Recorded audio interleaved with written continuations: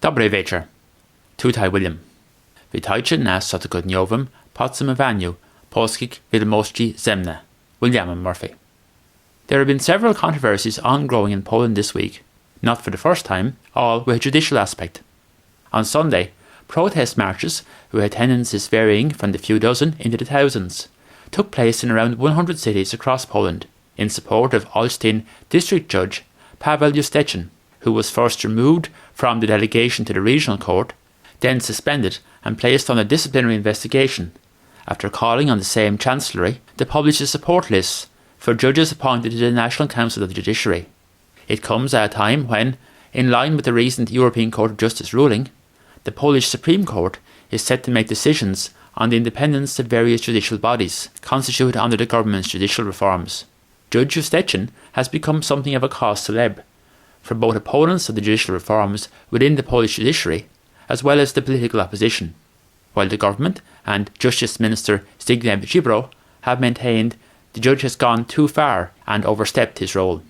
On Tuesday, the government issued a statement saying it was concerned with the behaviour of judges who questioned the actions of other judges, using the ECJ ruling as a pretext. The statement expressed concern that the conduct of those judges who question in their comments and actions the status of other judges, manipulating in that way the ruling issued on November 19th by the Court of Justice of the European Union.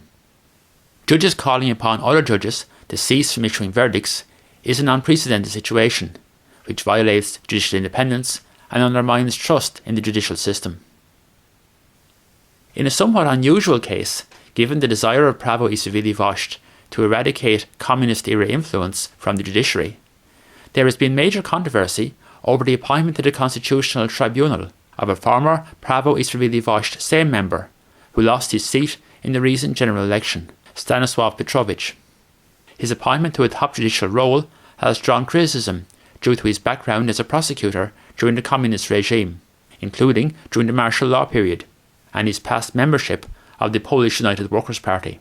His appointment was defended by Prawo i Sprawiedliwość chairman Jarosław Kaczyński, who claimed that Piotrowicz had done his best at that time to mitigate the harm being done to individuals.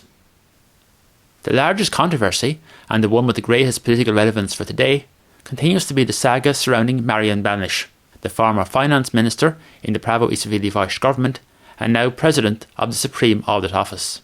Banish has been under pressure to resign over alleged discrepancies in his personal assets declaration and alleged links to gangsters in Krakow, claims he's vigorously denied. This week saw the open withdrawal of support from him by Prawo i Sprawiedliwość, following the Central Anti-Corruption Bureau report into the claims against him. On Thursday, Banish met with Jarosław Kaczyński and other top Prawo i Sprawiedliwość leaders. On Friday, matters took an ominous turn for Banish when Prime Minister Morawiecki said publicly that he expected that Banish would resign, and that if that didn't happen, there was a contingency plan for that situation, hinting at a change in the law to enable his dismissal by the same. On Tuesday, the one remaining mystery in the formation of the new Polish government was resolved when Prime Minister Mateusz Morawiecki named former world fencing champion Danuta Dmowska-Andrzejczuk as Poland's next sports minister. Morawiecki had been acting as sports minister himself since the new cabinet was formed. In a social media post, he described Dmowska-Andrzejczuk as an award-winning fencer, a strong and determined woman of success, a brilliant conversationalist, adding that one can safely venture to say that Danuta Dmowska-Andrzejczuk has a Midas touch for sport, as few others do. Last Friday's horrific terrorist attack on London Bridge saw a Polish chef being widely hailed as a hero for his efforts, together with two other men, to confront the assailant, Osman Khan. He used a narwhal tusk, which he grabbed from where he was working, and suffered minor cuts while trying to overwhelm the attacker.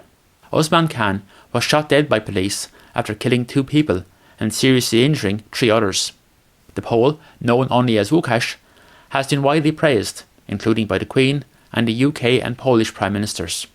Prime Minister Morawiecki wrote on Twitter that Poland is proud of you. Sunday's draw for the Euro 2020 soccer group stages brought good news, especially for the Polish community here, with Poland drawn to play 2 group games in Dublin next summer. Ireland is one of the co-hosts of the finals, albeit we were in the last chance saloon for a qualification spot ourselves. Poland's games will be played in the Aviva Stadium, with around 20,000 tickets for the game on sale from this week to supporters of the participating nations, of which around 7,000 are expected to be allocated by the Polish FA. Poland's presence in Dublin has been warmly welcomed by the President of the Football Association of Ireland, Donal Conway. The Brannets.